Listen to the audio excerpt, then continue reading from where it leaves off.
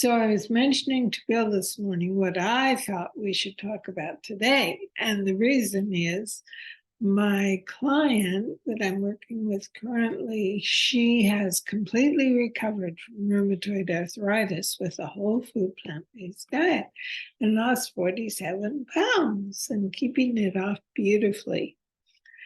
And she's also strayed a bit, gone into the processed foods. And all of a sudden, she's lost her energy. And she was, the doctor noticed, has a heart murmur. So, what I've always worked with her on, and there's been difficulty, is eating greens. Now she has a health reason, this heart murmur and its possible complications, to really focus on the greens. So today we're talking about the beauty, the power, the gift that greens are. Yeah, I think your story with that client brings to mind the fact that we're always changing. You know, so many clients come to us with a health condition or weight or an eating disorder of some type, and they get over that and they think, okay, now I've got it wired. That's gone. That's out of my life. And we lose sight of the fact that we are always changing. True. We're aging, the seasons change. We might move to a different location in the country or the world, or we might get pregnant. I mean, there's so many things that change our nutritional needs. So regardless of how, we've really made a lot of headway with our health, we want to always be monitoring, listening to our bodies. Yes. For what that need is and responding. And so that was kind of the case with this client. It's like things were going good. And maybe she got off the track a little bit, because once the main things resolved, sometimes we go back to some of our old comfort foods and that. Yeah, we test. What can I get away with? Like a 2-year-old, right? Where's the boundary here? Isn't that interesting? But the good news is about her, even after a week of increasing greens in her diet, her energy is returning. No, just imagine that. That's amazing, I think. And so she's a person that doesn't like to cook. She doesn't like to prep a lot. So in talking with Connie, she found a way to add greens, because Connie was saying you should eat greens 6 times a day.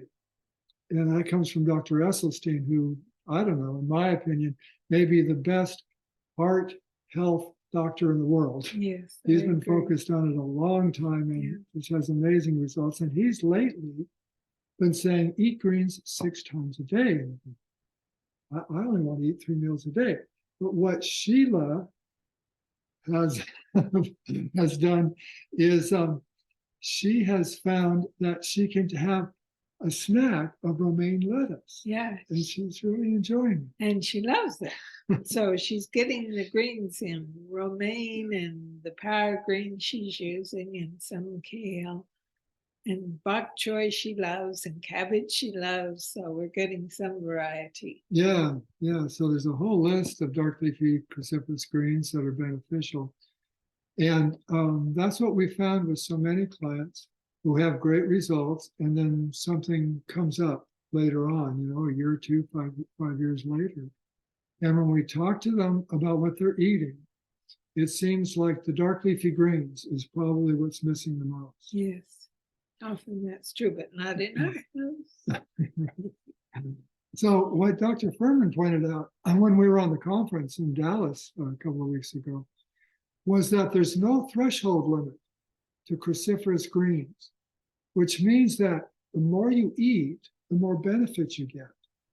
Unlike some foods, like mushrooms, he cited, he says, mushrooms have amazing beneficial effects, but after a certain threshold, after eating a certain amount each day, eating more does not increase the beneficial effect. So that's fascinating to me, that dark leafy greens, the more you eat, the more you get. Yeah, we're lucky. Yeah, that's really good. So if there's a commandment in the whole food plant-based health generation Bible, it would be love thy greens. Yeah, I love Get thy those greens. Get those greens in. Now let's give you a list of them so you're clear. There's cabbage, collards, which taste meaty. They're amazing if you can get them. You want to make sure they're really bright green and look very fresh, but I love collards and they're not always available here in Canada.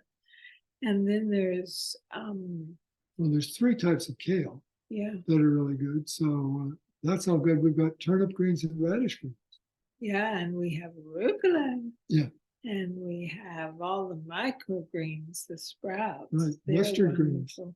And the lettuces, romaine, leafy green, leafy red. And there are a few greens that are high in oxalates. That's the spinach, beet greens, and Swiss chard. Those are all really healthy greens for us.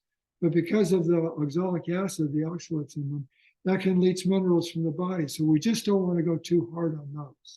Yeah, use those very sparingly, but use them. They're an important source too. Did I miss anything? That's a pretty good one. Yeah, cabbage is really good. I love the Napa cabbage. I'll often use Napa cabbage, cut them up, put them as the base, and then I add kale or collards or whatever else I have on top, and then lots of veggies. And that's our side dish. Like today, we're going to have this yummy, creamy bean soup made from black beans. And then that will go over baked potato, although we're air fried potatoes. And then I have a big pan of bok choy, kale, and beets. It'll be delicious. Yeah, well, that's actually the recipe for this week, isn't it? Yeah, yeah. We're going to give you that black bean soup, and it takes 5 minutes to make. All you do is open cans or jars. So I like to add extras. In my adaptation of this recipe from Mary McDougall, I've added yellow and red peppers, fresh tomatoes out of the garden, and cilantro. But you could add parsley or little basil if you prefer. Okay, thanks for joining us. And don't forget, love thy greens.